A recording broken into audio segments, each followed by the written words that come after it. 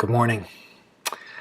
The story of Cain and Abel is a story of one man's offering to God that was righteous and one man's offering to God that was not.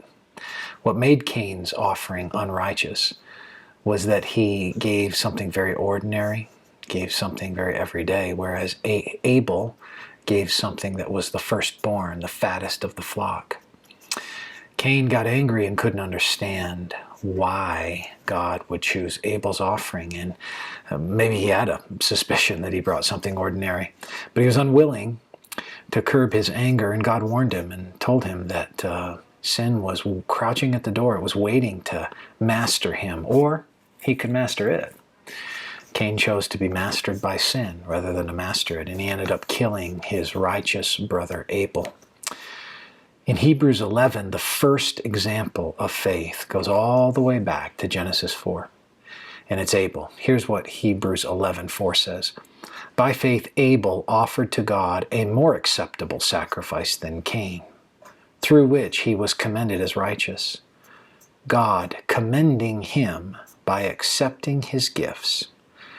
And through his faith, though he died, he still speaks.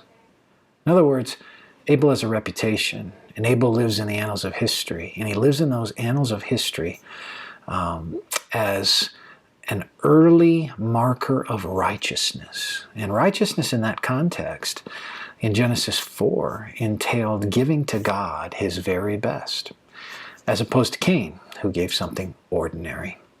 Faith demonstrates itself in giving God your best. Faith demonstrates itself in a righteous life that cares about the approval of God and does whatever is necessary to seek God's approval and to do what is right.